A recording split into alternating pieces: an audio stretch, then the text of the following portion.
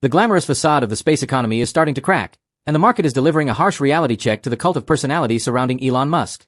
SpaceX stock recently slid below its initial public debut price, tumbling down to the 148 mark in a swift two-day sell-off. What makes this drop particularly bruising is that it happened right after the company was celebrated for its inclusion in the prestigious NASDAQ 100 index. For anyone who bought into the hype on day one, the investment is now officially underwater. Yet, if you turn on financial television or scroll through social media, you would think the company was on the verge of colonizing the entire galaxy. A dedicated army of online cheerleaders and Wall Street institutions are desperately trying to hold up the ceiling. They are flooding the market with aggressive buy recommendations, shouting words like outperform, overweight, and strong buy. Some of the price targets being tossed around are downright fantastical, with Raymond James floating an absurd 800 target, while Morgan Stanley anchors their pitch at a more conservative, but still heavily inflated, 300. It is a classic promotional blitz designed to keep the retail investor buying while the fundamentals tell a completely different story. If you look closely at how the financial media covers these events, you can see the puppet strings being pulled in real time. During a recent broadcast, Morgan Stanley sent out its newly minted global embodied AI and robotic strategist, Adam Jonas, a longtime advocate for Musk-led ventures. The very title given to him feels manufactured, an overly complicated label meant to dazzle the audience and grant an aura of futuristic authority to what is essentially a standard stock-pumping exercise. But the real comedy happened behind the scenes on the live broadcast. While Jonas was starting his pitch, co-anchor David Faber appeared completely detached from the conversation, staring down at his monitor with his eyes practically closed, seemingly receiving urgent cues from his producers through his earpiece. The moment the cue landed, Faber suddenly snapped to attention, looked up, and immediately pivoted the conversation to a highly rehearsed script about how to value the company.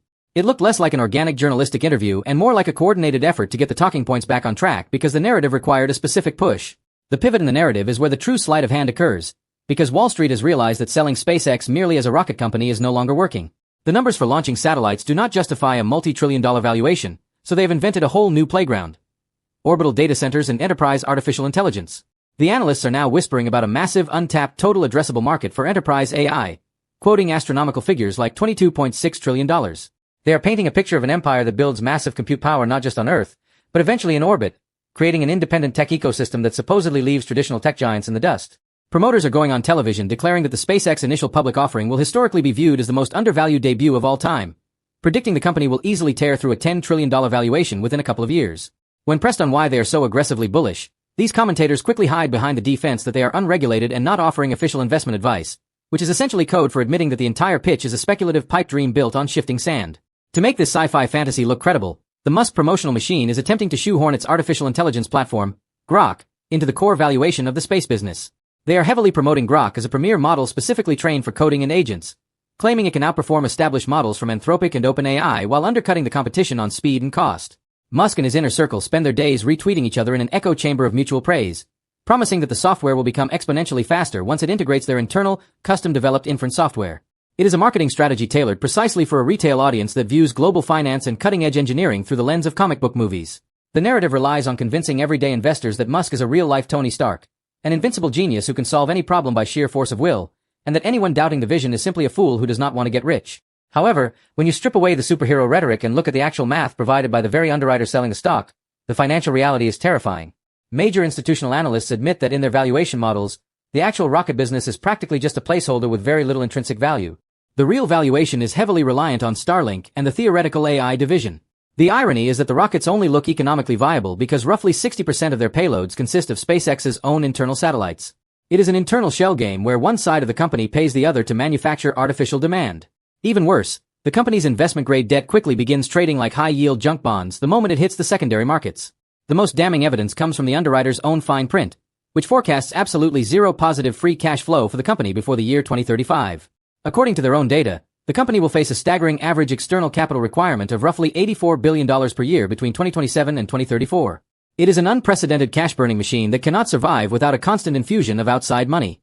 If the global debt markets ever dry up or refuse to absorb this massive financial burden, the company will have no choice but to aggressively dump new equity onto the public, diluting current shareholders and drastically scaling back its ambitious growth plans. To keep the game going, the promoters have to constantly up the ante with increasingly bizarre technological claims.